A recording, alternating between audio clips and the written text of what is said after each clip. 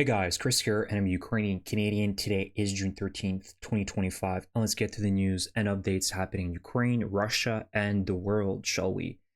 And today I'll start with something completely different. Of course, most of you already heard what happened in Iran. Overnight, the Israeli military struck multiple facilities in Iran, striking uranium enrichment facilities, missile bases, and also targeted Iranian officials that are involved and scientists that are involved in nuclear programs. So I wanted to talk about this because there's a few geopolitical implications that do impact Ukraine here, and we need to talk about it, and as well a few pointers I wanted to make to you guys. So massive escalation by Israel, without a doubt. They've successfully struck multiple facilities and have been able to weaken the nuclear program, the Iranian nuclear program. So clearly, Israel sees an opportunity here because they sense that the Iranian regime is weak, and they see an opportunity to break it right now. Now, I don't believe that there's going to be a full-scale war with troops involved. It's probably going to be skirmishes back and forth, meaning missiles and bombs and drones flying back and forth between Israel and Iran. But a full-scale war with troops involved and tanks rolling across the Middle East isn't going to happen. At least that's my opinion. Things can develop pretty dramatically. So it's going to be a similar situation to last year in the spring where a similar scenario unfolded. One thing I thought was really interesting, I shared that thought with you guys this morning on YouTube community, is that what I see here is that the US has completely lost its authority, and it's unable to project power and is losing influence all across the world.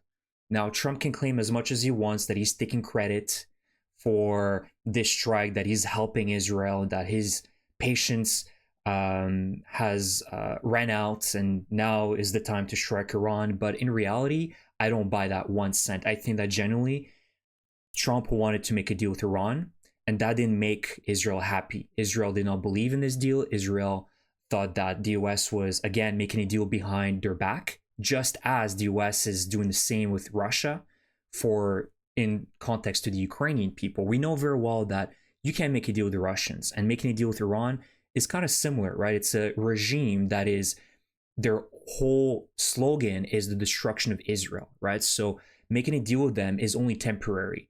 And you know that they're going to be back at lying and trying to produce nuclear weapons because they see it as the only way of eradicating Israel, or at least taunting Israel, and making them feel like Iran is untouchable. So Israel went for it, and I don't think that would have happened if that was 10, 15 years ago. And now you're seeing that Trump's actions over the last 6 months have made it so that more and more countries simply don't care what the US has to say, or perhaps are a little bit more daring. And Israel is doing that. And look at Ukraine with Operation Spiderweb. Trump wasn't happy about it. He said it was cool, but he wasn't happy about it.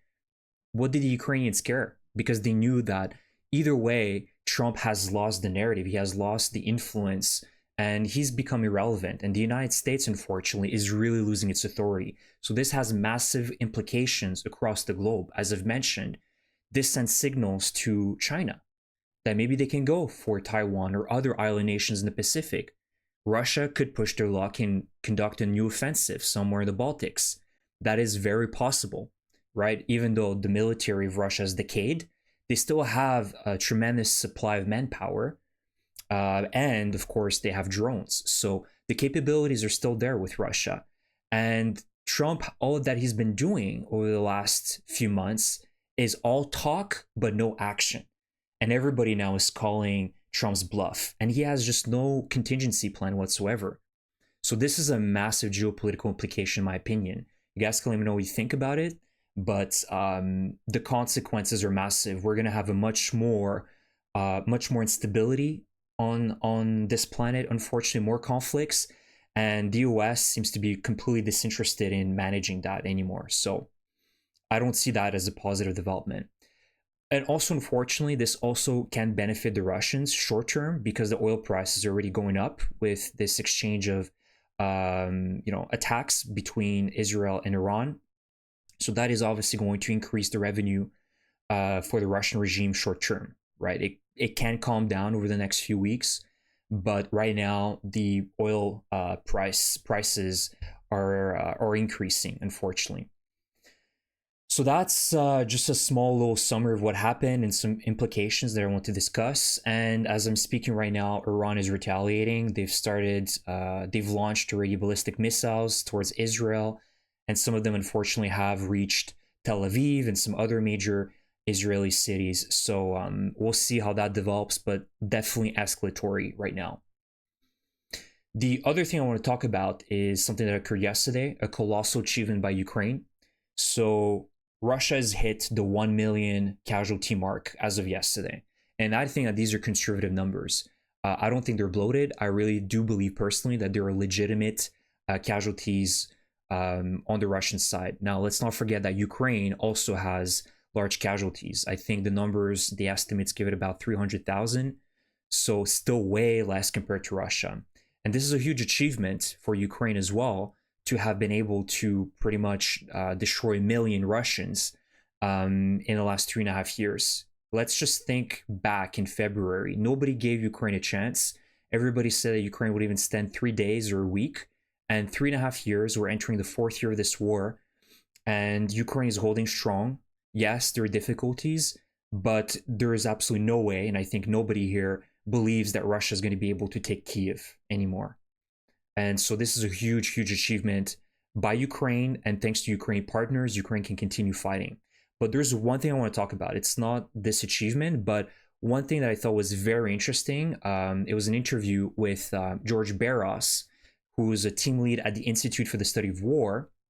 There was an interview yesterday with Kiev Independent, and something that really enlightened me, and I thought this is actually very true, that Putin made a fundamental strategic mistake, he mentions, in deciding how to resource this war.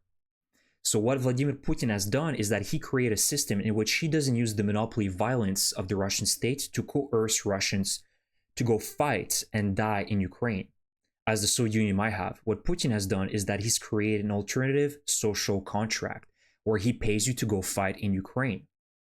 And so Russia, I've ran down an estimate. I've asked this from AI. Unfortunately, I had to use that, but AI is telling me that Russia's spending on average $12 billion per month on the war in Ukraine.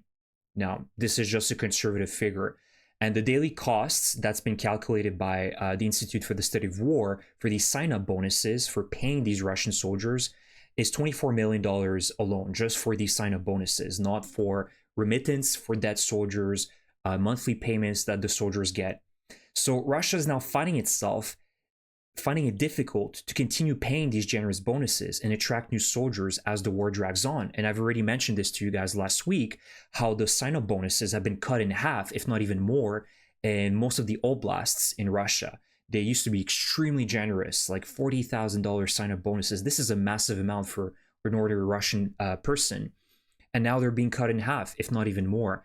This is a sign that their coffers are starting to run low, and that they don't have as much money. And he set a precedent, right? That the numbers can only increase, or at least they need to be generous. They can't go back to like a very small sign-up bonus that nobody's going to be interested in signing anymore, because the risks are so much higher, because there's less desire to join the military as time goes by.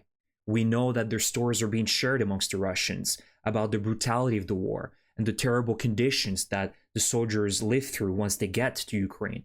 Also, the fact that Ukraine is able to strike Russia almost on a daily basis with long-range missiles, drones, Operation Spiderweb, instilling fear in the Russian society that war isn't romantic, right? That your life can end like this.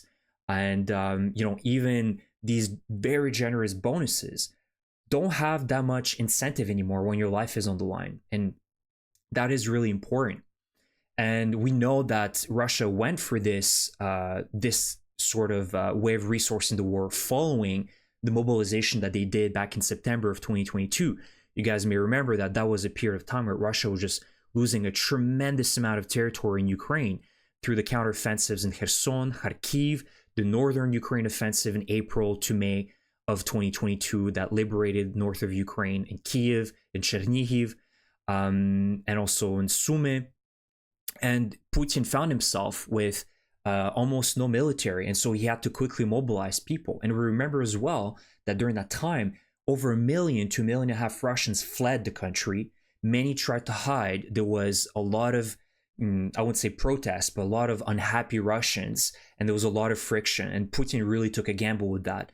And we remember as well that they were simply not prepared in accommodating this tremendous flow of soldiers in a short amount of time. But he realized that this was just too risky to do again, so he decided to opt for this way of funding and resourcing the war by paying generous bonuses. But that is coming to an end. And additionally, even if Putin was absolutely desperate, no more money, and he has to go with a second mobilization, I can only imagine the amount of grudges and jealousy that would exist if you'd start mixing forcefully mobilized soldiers with the paid volunteers, where half of your military is getting paid generously and the other half is just a mobilized military, unhappy soldiers that will be used by the ones that are being paid, and vice versa. There's going to be a lot of friction and dysfunctionality within that military. So that is also a huge gamble if he was to go and mobilize in the military sense. So you guys can let me know what you think. But the last good news I want to provide to you, so we're seeing that the signs are here that Russia's getting close to just not being able to pay its soldiers generously. And it has to face a very tough decision, right? Does it continue trying to fund these generous sign-up bonuses and generous salaries, or does it go back to essentially having a slave army? And that is never good news, because we've seen what happened in Afghanistan during the 10-year invasion by the Soviet Union back in between 1979 and 1989, which pretty much was one of the factors why the Soviet Union collapsed. So there is a lot of tough decisions for Putin, and that is good news for us. And last but not least, some more good news from Ukraine. Hrim-2 ballistic missile enters a new stage. So it's been confirmed by the Ukrainian military that they have successfully combat tested the Sapsan or Hrim-2 ballistic missile. I've been talking about it for the last 2 years, and apparently it took place somewhere in Russia in mid-2025, a successful combat test which struck a Russian military target at a range of nearly 300 kilometers. And I do remember a few weeks ago, the Russians did claim on their Telegram channels that they did believe that this was, I don't remember exactly where it was, but they mentioned that they did believe that the Ukrainians used their own ballistic missiles at that period of time. So this is very good news. He emphasized as well that, or the person speaking for the development of this missile mentions that it's a powerful weapon, that its warhead weighs 480 kilograms. It's faster as well. I think it can reach up to Mach 5 speed. And compared to the HIMARS, which can only carry a warhead of 91 kilograms. So pretty big difference between both of them. Additionally, I need to mention that this morning, the Ukrainians struck Makivka, a suburb of Donetsk. It's not the first time they struck Makivka. Apparently it was some sort of military base where Russians were located, and they used HIMARS missiles, and that was destructive. It killed a few dozen Russian soldiers this morning. So imagine if the Ukrainians would be able to use Hrim-2s that are, 5 times more powerful than the HIMARS system. That is very, very significant. However, I need to stress the importance of quantity and being able to mass produce them. That's the big question mark. They didn't mention this in the article, how many Ukraine is capable of producing. We don't need to know, but I'm hopeful, because I've been saying this for the last 2 years, that Ukraine can ramp up production. It's very, very important, right? Like if you produce one of those a month, sure, it's good. Maybe you can strike one target. But if you can produce at least a few dozen a month, that makes a huge difference. You can continuously attack the Russian military targets in Russia or in occupied territories and really dwindle their resources and military capabilities. So really mass production here is crucial. And I don't know how many Ukraine so far is able to produce. But I'm really hopeful that over the next few months, they're going to figure that out. And also hopefully with more collaboration with Western partners. We know that Germany, UK, France are ramping up production of weapons in collaboration with Ukraine. New factories, new collaborations are ongoing between Ukraine and these other European countries to ramp up defense. And so I think that they will be able to provide a lot of assistance. And Merz has mentioned that they're very interested in helping the Ukrainians with drone production, missile production, the French as well. I think Renault Automobile the manufacturer of cars in France, is also in the plans of producing drones in Ukraine. So there's a lot of good positive news from Europe right now. So I'm really hopeful that these Grim 2s will be produced in massive quantities over the next few months, and that we're going to be seeing a lot of nice surprises and fires in Russia on military targets and bases to really reduce the Russian capacity to wage war. That's going to be very significant. With all that, guys, thank you so much. I hope you enjoyed this very quick update. If you guys enjoy my content, please subscribe to my channel. Please help out the Ukraine military. They need your help, so continue funding the drone program. And I will see you guys in the next one. Slava Ukraini!